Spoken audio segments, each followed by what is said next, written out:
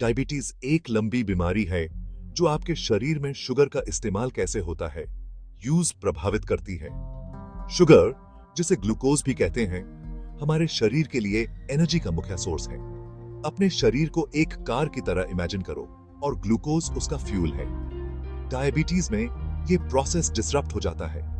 या तो शरीर में इंसुलिन, एक हार्मोन जो सेल्स को ग्लूकोज एब्जॉर्ब करने में मदद करता है, कम बनता है, या सेल्स इंसुलिन को सही से रिस्पॉन्ड नहीं कर पाते। इससे ब्लड शुगर लेवल्स बढ़ जाते हैं, जिससे समय के साथ अलग अलग हेल्थ प्रॉब्लम्स हो सकती हैं। डायबिटीज दुनिया भर में एक आम बीमारी है जो लाखों लोगों को प्रभावित करती है। इस कंडीशन को समझना इससे मैनेजिंग करने और कॉम्प्लिकेशन से बचने के लिए बहुत जरूरी है। डायबिटीज के साथ जीने का मतलब ये नहीं है कि लाइफ रुक जाती है। सही देखभाल, दवाइयों और लाइफस्टाइल में बदलाव के साथ कोई भी हेल्थी और खुशहाल जिंदगी जी सकता है। डायबिटीज अलग अलग तरह के होते हैं, हर एक की अपनी कैरेक्टरिस्टिक्स हैं। टाइप 1 डायबिटीज अक्सर बचपन में या जवानी में होता है। शरीर का इम्यून सिस्टम गलती से पैंक्रियास में इंसुलिन बनाने वाले सेल्स पर अटैक कर देता है। टाइप 1 डायबिटीज वालों को जीवन भर इंसुलिन थेरेपी की जरूरत होती है। टाइप 2 डायबिटीज सबसे कॉमन टाइप है। ये आमतौर पर एडल्टहुड में डेवलप होता है और शरीर इंसुलिन के प्रतिरोधी हो जाता है।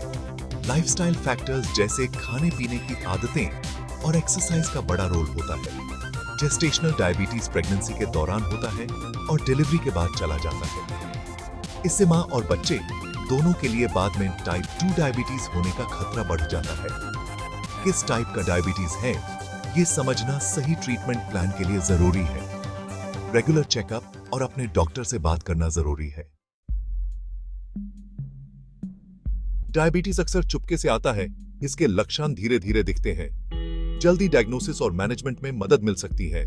बार बार पेशाब आना, ज्यादा ब्लड शुगर यूरिन में चला जाता है, ज्यादा प्यास लगना, बार बार पेशाब आने से डिहाइड्रेशन हो जाता है, बिना वजह वजन कम होना, शरीर ग्लूकोज से एनर्जी लेने के लिए संघर्ष करता है, भूख बढ़ना, खाने के बावजूद सेल्स को ग्लूकोज नहीं मिलता है, धुंधला दिखना, हाई ब्लड शुगर आंखों के लेंस और फ्लूइड को प्रभावित कर सकता है, जख्मों का देर से भरना, high blood sugar blood circulation को खराब करता है। अगर आपको इनमें से कोई भी लक्षण महसूस हो तो अपने डॉक्टर से संपर्क करें। जल्दी पता लगाना बहुत जरूरी है। सेक्शन 4, कॉजेस को समझना। डायबिटीज के पके कारण टाइप के हिसाब से अलग अलग होते हैं। टाइप 1 डायबिटीज एक ऑटो इम्यून डिजीज है जहां शरीर अपने ही इंसुलिन बनाने वाले सेल्स पर अटैक करता है। इस इम्यून रिस्पॉन्स का सही कारण अभी तक पता नहीं चला है, लेकिन जेनेटिक्स और एनवायरमेंटल फैक्टर्स का रोल हो सकता है। टाइप 2 डायबिटीज जेनेटिक प्रीडिस्पोजिशन और लाइफस्टाइल फैक्टर्स का कॉम्बिनेशन है जो इसके डेवलप होने में कंट्रीब्यूट देते हैं। Obesity, physical inactivity, unhealthy diet और फैमिली हिस्ट्री इसके रिस्क को बढ़ाते हैं। जेस्टेशनल डायबिटीज में प्रेगनेंसी के दौरान हार्मोनल चेंजेस होते हैं जो इंसुलिन सेंसिटिविटी को प्रभावित करते हैं, जिससे ब्लड शुगर हाई हो जाता है। रिस्क फैक्टर्स में obesity, family history of diabetes और पहले गेस्टेशनल डायबिटीज होना शामिल है। कॉजेस को समझने से प्रिवेंटिव मेजर्स लेने और लाइफस्टाइल में सही चॉइसेस करने में मदद मिलती है। सेक्शन 5, डायबिटीज को मैनेजिंग करना। डायबिटीज एक क्रॉनिक कंडीशन है, लेकिन इसे दवाइयों, हेल्थी डाइट, रेगुलर एक्सरसाइज और ब्लड शुगर की मॉनिटरिंग के कॉम्बिनेशन से इफेक्टिवली मैनेजिंग किया जा सकता है।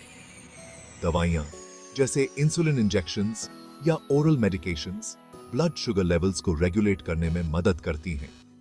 हेल्थी डाइट जिसमें कार्बोहाइड्रेट्स, शुगर और अनहेल्थी फैट्स कम हों बहुत जरूरी है। फ्रूट्स, वेजिटेबल्स, होल ग्रेन्स, लीन प्रोटीन्स और हेल्थी फैट्स पर फोकस करें।